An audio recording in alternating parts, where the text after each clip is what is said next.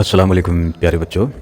आइए आज हम छठी जमात के साइंस सब्जेक्ट में 8वां लेसन जिसका नाम है our skeletal system and the skin, यानी जिसे हम उर्दू में कह सकते हैं कि हमारा कालबदी निज़ाम और जिल्द। आप जान चुके हैं पिछली क्लास में कि हमारे जो जिस्म का जो ढांचा है, हड्डी का ढांचा, वो स्केलेटल कहलाता है, यानी कालबदी कहलाता है, जिसमें मुख्तलिफ़ किस्म की हड्डियाँ पाई जाती हैं। तो इसी ताल्लुक़ से हम इस सबक में मालूमात हासिल करेंगे। तो सबसे पहले देखिए, can you recall which organ systems do you see in the figure. इस तस्वीर में कौन कौन से अज़वी निज़ाम नज़र आ रहे हैं। तो यहाँ देखिए, पिछली क्लासेस में हमने देखा है कि हमारे जिस्म में क्या क्या चीज़ें मौजूद हैं, अंदरूनी आज़ा, internal parts of the body, इसके बारे में हमने देखा है। जैसे दिल, दिमाग, फेफड़े, आंतें, छोटी आंत, बड़ी आंत, किडनी, लीवर, गुर्दे, ये बहुत सारी चीज़ें हमने देखी हैं, उसके बारे में देखा है, उसकी शक्ल भी हमने देखी है। तो अब देखेंगे कि इन सब चीज़ों को हिफाजत से रखने वाला एक ढांचा है जिसे स्केलेटल कहते हैं। अंदर जो उसके पार्ट है ना, उसके हिसाब से उसमें अल्लाह ताला ने उसे उसका शेप दिया है ताकि अंदर का जो हिस्सा है वो महफूज रहे। तो हम देखते हैं इस सबक में, the various organs are safe within the body cavity. The human skeleton is a protective shell for all the internal organs. यानी हमारा जो ढांचा है ना, स्केलेटल जो है वो तमाम अंदरूनी आज़ा की हिफाजत करता है। ठीक है, तमाम जानवर का है, एक स्केलेटल होता है तो वो अंदरूनी आज़ा की हिफाजत करता है। ये इस सबक में बताया हुआ है। इसके नीचे यहाँ पर एक टेबल दिया हुआ है, एक बॉक्स दिया हुआ है जिसमें क्या लिखा है देखिए, ऑर्गन फंक्शन इन कैविटी। तो इस टेबल में कुछ ऑर्गन्स के नाम दिए हैं, जिस्म के आज़ा के नाम दिए हैं, अंदरूनी आज़ा के, और वो क्या काम करते हैं, उनका फंक्शन क्या है, और वो किस कैविटी में रहते हैं, किस जोफ में रहते हैं, कौन से हिस्से में महफूज रहते हैं, ये यहाँ पर बताया है। जैसे यहाँ पर मिसाल दी हुई है, दिल दिया हुआ है। तो दिल का काम क्या है जी, दिल का फंक्शन क्या है कि वो जिस्म के तमाम आज़ा तक खून पहुँचाता है। ऑक्सीजन मिला हुआ खून, फिल्टर खून पूरे जिस्म तक पहुँचाता है। ये दिल का काम है, फंक्शन है। अब दिल कहाँ रहता है, उसकी कैविटी क्या है, उसका जोफ क्या है, कहाँ रहता है। तो दिल आप देखते होंगे हमारे सीने में, फेफड़ों के बीच में, दोनों फेफड़ों के बीच में रहता है। ये उसका जोफ हो गया, यानी कैविटी हो गई। अब देखेंगे फेफड़े। तो फेफड़े एक ऑर्गन है। फेफड़ों का काम क्या है जी, बाहर की हवा यानी ऑक्सीजन मिली हुई हवा जिस्म के अंदर लेने का काम फेफड़े करते हैं, और गंदी हवा यानी जिसमें कार्बन डाइऑक्साइड होता है वो हवा को बाहर छोड़ने का काम फेफड़े करते हैं। अब फेफड़े कहाँ रहते हैं, उनकी कैविटी कहाँ है, उनका जोफ कहाँ है। तो हमको मालूम है कि सीने में हड्डियाँ नजर आती हैं आपको, हड्डियों का ढांचा जिसे हम सीने का पिंजरा कहते हैं। तो ये इसके अंदर होते हैं फेफड़े। अब देखेंगे आते हैं। तो हमारे जिसमें दो आते हैं, एक छोटी आंत और एक बड़ी आंत। आते हैं क्या काम करती है, खाने को हजम करने का काम करती है। अब रहती कहाँ है, पेट के अंदर, इतने हिस्से में पेट के अंदर आते रहती है। नेक्स्ट है दिमाग। तो दिमाग एक ऑर्गन है और वो पूरे जिस्म को कंट्रोल करता है, पूरे जिस्म के अफ़ाल, पूरे जिस्म के जो काम होते हैं वो सारे कामों को कंट्रोल करता है दिमाग। अब दिमाग की कैविटी कहाँ है, वो कहाँ रहता है। तो दिमाग हमारे खोपड़ी में रहता है, सिर की खोपड़ी में रहता है। अच्छा, तो हम अब आगे देखते हैं। कभी कभी हम या बच्चे खेलते हुए गिर जाते हैं तो हाथ पाँव टूट जाते हैं, फ्रैक्चर हो जाते हैं, हड्डी टूट जाती है ना, तो उसे हम क्या कहते हैं, फ्रैक्चर, हड्डी का टूट जाना। तो हम क्या करते हैं, फ्रैक्चर होने के बाद क्या करते हैं, हम लोग दवाखाने जाते हैं, उसका एक्सरे निकालते हैं। एक्सरे में पता चलता है कि हमारी हड्डी कितनी टूटी है, कैसे टूटी है, कितने हिस्से उसके टूटे हैं, ये सब एक्सरे से पता चलता है। ठीक है ना। तो हमें कुछ एहतियात करना ज़रूरी है। जब हम अगर गिर जाएँ या कोई इंसान गिर जाए तो उसे हम कैसे हैंडल करेंगे, उसे हम कैसे दवाखाने ले जाएंगे, ये बहुत बड़ा मसला है। तो देखिए यहाँ पर टेबल में, हादसा होने पर फ्रैक्चर ज़्यादा हिस्से को हरकत ना दें, यानी जिस हिस्से पर फ्रैक्चर हुआ है, हड्डी टूटी है, उस हिस्से को बिल्कुल भी धक्का, हरकत बिल्कुल नहीं देना है। इसे साकिन रखना है, यानी साइलेंट रखना है बिल्कुल। जो हिस्सा सूज गया है, अस्पताल में जाने पर उसका एक्सरे लेते हैं, एक्सरे निकालते हैं। एक्स शुआओं से अक्स हासिल करना रोंटजेन नामी साइंसदान की दरियाफ्त है। रोंटजेन नाम का एक साइंटिस्ट है जिसने एक्सरे की किरणों का इजाद किया है, और उससे आज कितना फ़ायदा हो रहा है। हमें सही हड्डी का पता चलता है कि कैसे टूटी है। ठीक है, तस्वीर देखिए, एक्सरे, पैर का एक्सरे किया हुआ है। तो यहाँ पर देखिए हड्डी टूटी हुई नज़र आ रही, फ्रैक्चर हुई नज़र आ रही है। दूसरी शक्ल में देखिए यहाँ प्लास्टर लगा हुआ है, हड्डी को सीधा जोड़ने के लिए, कि हड्डी अपनी पहली वाली जगह पे सीधी जुड़ जाए, तो उसके लिए हम यहाँ प्लास्टर बांधते हैं, डॉक्टर प्लास्टर लगाते हैं। तो ये पॉसिबल हुआ है एक्सरे की मदद से। ठीक है, कि हम सही जगह पर पहुँचें और उसका सही इलाज करें और सही प्लास्टर बांधें। तो ये एक्सरे की मदद से ही पॉसिबल हो चुका है। अब देखिए अगला पॉइंट है, let us identify our bones. अब यहाँ देखिए, हम हमारे बॉडी को अगर चेक करें, बॉडी पे हाथ फिराएं तो हमें हड्डियों का पता चलता है कि हमारी पूरे जिस्म में अलग अलग किस्म की हड्डियाँ महसूस होती है। अगर आप अपने पीठ पर बैक साइड में पीठ पर हाथ मलें, बीच में मनकेदार एक हड्डी नजर आती है जिसे हम रीढ़ की हड्डी कहते हैं। वही अगर अमल हम अपने दोस्त के पीठ पे करेंगे तो उसके भी पीठ में वही नजर आएगा, उसी तरह से हड्डी नजर आती है। इसी तरह से अगर हम सीने का पिंजरा देखेंगे तो उसमें भी एक पिंजरा नजर आएगा, बारीक बारीक बारीक बारीक पसलियाँ नजर आती है, हड्डियाँ नजर आती है, ये भी अलग है। ठीक है, तो रीढ़ की हड्डी, हाथ की हड्डी, सीने की हड्डी और दिमाग की हड्डी में सब में फ़र्क है। दिमाग में देखेंगे आप तो यहाँ खोपड़ी जैसे नजर आती है गोल, तो हड्डियाँ अलग अलग होती हैं। ठीक है, तो किस तरह से यहाँ देखिए द ह्यूमन स्केलेटल सिस्टम। अब यहाँ देखना है कि हड्डियाँ कैसे, तो इस टेबल पे देखिए आप, the human skeletal system. All the bones in our body are not of the same shape, every bone is different. अभी मैं कह चुका हूँ कि तमाम हड्डियाँ अलग अलग हैं। All the bones together form a framework our skeleton. ठीक है, the skeleton gives a shape to the body. यानी यहाँ पर यह कहा गया है कि हमारे जिस्म में पाई जाने वाली तमाम हड्डियाँ एक शक्ल की नहीं है, लेकिन तमाम हड्डियाँ जुड़ी हुई हैं, पूरे बॉडी की हड्डियाँ एक दूसरे से मिली हुई हैं। ठीक है, एक साथ मिलकर वो काम करती हैं, इसलिए हमारी बॉडी जुड़ी रहती है, अलग नहीं होती है हड्डियों के जुड़े रहने की वजह से। तो तमाम हड्डियों को मिलकर एक कालबद्ध निज़ाम बनता है, हमारा ढांचा बनता है। ठीक है, अब देखेंगे कि हड्डियाँ जो है सख्त होती है, इनमें लचक नहीं होती। हड्डियाँ दो अहम अज्जा से मिलकर बनती हैं। हड्डियों के खुलियात हयाती होते हैं, जबकि कैल्शियम कार्बोनेट, कैल्शियम फास्फेट जैसी मादनियात और नमक जैसे गैर हयाती मादे हैं। कैल्शियम से हड्डियाँ मजबूत होती हैं, कैल्शियम से हड्डियाँ मजबूत होती है। अब देखना यहाँ पर कि जिस्म को मखसूस शक्ल और सहारा देने वाला नेज़ जिस्म के अंदरूनी नाजुक आज़ा की हिफाजत करने वाला निज़ाम तालबद्दी निज़ाम कहलाता है। अगला पॉइंट है टाइप्स ऑफ बोन्स, हड्डियों की किस्में। तो bones of our body are classified into 4 types.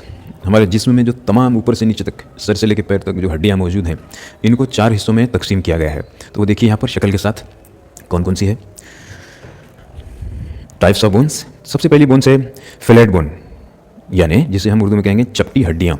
उसकी शक्ल देखिए कैसी है, ये चपटी होती हैं, इसलिए इसको बोलते हैं फिलेट बोन। दूसरे नंबर की हड्डियाँ हैं छोटी हड्डियाँ, यानी स्मॉल बोन्स। ये देखिए बारीक बारीक होती हैं, जैसे उंगलियों के अंदर होती है ना, ये बहुत छोटी होती हैं। तीसरे नंबर की हड्डी है इर्रेगुलर बोन्स, यानी बेकायदा हड्डियाँ, बेकायदा हड्डियाँ, इर्रेगुलर बोन। और चौथा है लॉन्ग बोन्स, यानी लंबी हड्डियाँ, लॉन्ग बोन्स। इस तरह से हमारे जिस्म की तमाम हड्डियों को 4 हिस्सों में बांटा गया है। अगला पॉइंट देखिए, यहाँ लिखा है कैन यू टेल, क्या आप बता सकते हो, can you identify the animals from the pictures of their skeletons. यानी तस्वीर में जो ढांचे दिखाए गए हैं, क्या आप जानते हैं कि ये किसके हैं। यहाँ देखिए पहला ढांचा, ये किसका है, घोड़े का। नेक्स्ट है डायनासोर का, उसके बाद है मछली का, और ये हैं सांप। ठीक है, स्नेक। तो ये इस तरह से ये कालबद्दी निज़ाम है। तो हर जानवर का अलग अलग कालबद्दी निज़ाम होता है, अलग अलग स्केलेटन होता है, ढांचा होता है। ट्राई दिस, टेबल में देखना है आपको, इसको ट्राई करना है। तो देखिए एक पैमाइशी पट्टी लेना है, स्केल लेना है और पैमाइश करना है आपको, खुद की भी करना है, दोस्त की भी करना है, बहन की और भाई की, 4 लोगों की यहाँ पे हड्डियों की पैमाइश करना है, हाथ की हड्डियों की। तो आपको फ़र्क नजर आएगा और इस टेबल में लिखना है। ठीक है, दूसरा है पैर की हड्डियाँ, लेग बोन्स, उसकी मेजरमेंट करना है, उसका फासला नापना है कितना है। तो चारों की नापने के बाद आपको लिखना है इस टेबल में। तो आपको पता चलेगा कि चारों की भी हड्डियों की लंबाई चौड़ाई मुख्तलिफ है, डिफरेंट है। ठीक है ना। तो ये समझ में आया कि इंसानी ढांचा सबका एक जैसे नहीं होता है, सबकी हाइट एक जैसी नहीं होती है। ठीक है, अब अगला ये देखेंगे कि the human skeletal system can be divided into 2 parts, यानी इंसानी कालबद्दी निज़ाम को 2 हिस्सों में तकसीम किया हुआ है। वो कौन कौन से हैं, तो देखिए यहाँ द एक्सियल स्केलेटल,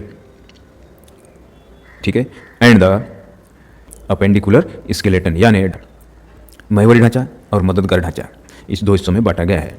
यहाँ देखिए शक्ल हमारी, the axial skeleton consist of the skull, spine and the rib cage, यानी महवरी ढांचे में खोपड़ी, रीढ़ की हड्डी और सीने के पिंजरे का शुमार होता है।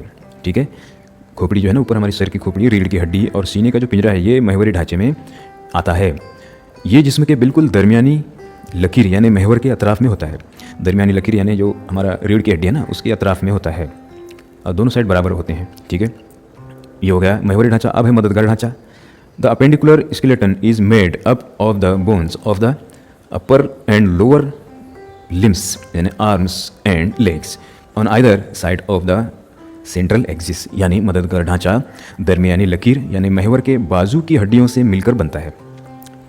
इसमें हाथ और पैर की हड्डियों का शुमार होता है।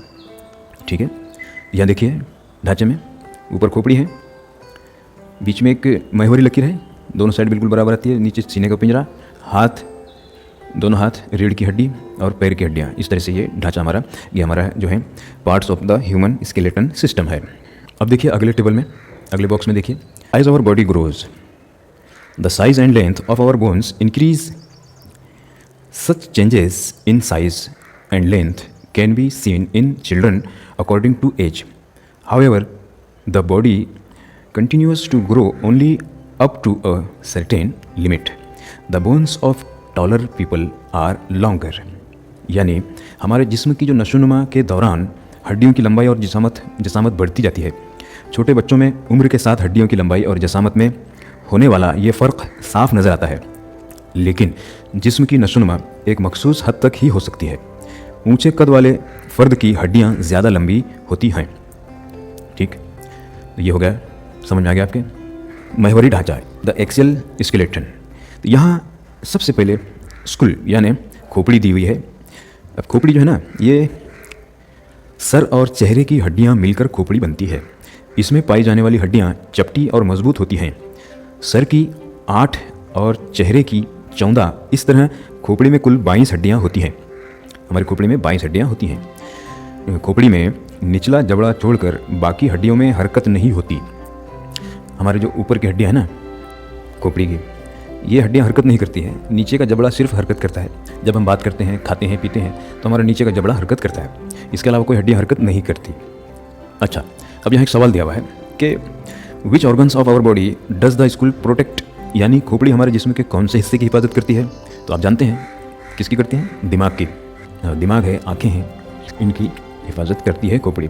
अगला पॉइंट है सीने का पिंजरा यानी रिब केज। अपने सीने के बाएं और दाएं जानिब हाथ या उंगली फिराइए। दोनों जानिब की मिलाकर कुल कितनी हड्डियां हैं? लेफ्ट साइड में और राइट साइड में सीने की जो हड्डियां हैं ना, कितनी है? दरमियानी हिस्से में उंगली फिराइए, कितनी हड्डियां महसूस होती हैं? यहाँ देखिए रिब केज, सीने का पिंजरा, सीने का जोफ। सीने में पिंजरे जैसी साख्त वाला हिस्सा सीने का जोफ कहलाता है। सीने में एक खड़ी चपटी हड्डी होती है, इसे सीने की हड्डी या कस कहते हैं। क्या कहते हैं? कस। ये जैसे इंग्लिश में स्टेरनम कहते हैं। चपटी पसलियों की 12 जोड़ियाँ इस हड्डी से जुड़ी होती हैं। इसमें 25 हड्डियों से मिलकर सीने का जोफ बनता है। सीने के जोफ में कितनी हड्डियाँ हैं टोटल? 25, जो पीछे की जानिब रीढ़ की हड्डी के मनकों से जुड़ा होता है। ठीक है, अब देखना है द स्पाइन यानी बैकबोन और वर्टेबल कॉलम यानी रीढ़ की हड्डी। कुफल जैसी हड्डियाँ एक दूसरे से एक सीध में खड़ी जुड़ने से रीढ़ की हड्डी बनती है।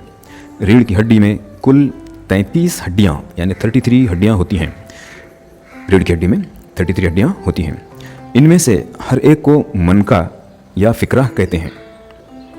ये तमाम हड्डियाँ लचकदार और एक के ऊपर एक होती हैं। The spine protects the spinal cord that originates from the brain. रीढ़ की हड्डी जो है ना, दिमाग से एक निकलने वाली एक नुखाई एक डोर होती है, बारीक होता है नुखाई डोर, उसकी वो हिफाजत करती है रीढ़ की हड्डी। अब यहाँ एक सवाल है कि रीढ़ की हड्डी ना होती तो क्या होता? तो आप जानते हैं अगर रीढ़ की हड्डी ना होती तो इंसान बैठ ही ना पाता, चल ही ना पाता। तो होगा हमारा एक्सियल स्केलेटन यानी महवरी ढांचा। अब हम देखेंगे द अपेंडिकुलर स्केलेटन यानी मददगार ढांचा। इस टेबल पे देखिए, the human body has 2 arms and 2 legs. The different parts of the arms and legs have several bones which are connected together by joints. यानी जिसका मतलब है इंसानी जिस्म में 2 हाथ और 2 पैर होते हैं। हाथ और पैर की मुख्तलिफ हिस्सों में कई हड्डियाँ होती हैं जो एक दूसरे से जोड़ के ज़रिए जुड़ी होती हैं। ठीक है, अब देखेंगे अगले टेबल पर। देखिए, डू यू नो, क्या आप जानते हो, हमारे दोनों कानों में 3 हड्डियाँ होती हैं, जिनमें से रकाबनुमा हड्डी हमारे जिस्म की सबसे छोटी हड्डी होती है। ये चावल के दाने के बराबर और खोखली होती है। इसकी शक्ल हल्के जैसी होती है। ठीक है, ये हमारे जिस्म की सबसे छोटी हड्डी होती है जो हमारे कान में मौजूद है। अच्छा, इंसानी जिस्म में सबसे लंबी और मजबूत हड्डी रान में होती है। ठीक है, रान में होती है। इसे रान की हड्डी या मखज़ कहते हैं। क्या कहते हैं? फेमर कहते हैं, इंग्लिश में फेमर कहा जाता है। सबसे मजबूत और सबसे लंबी हड्डी होती है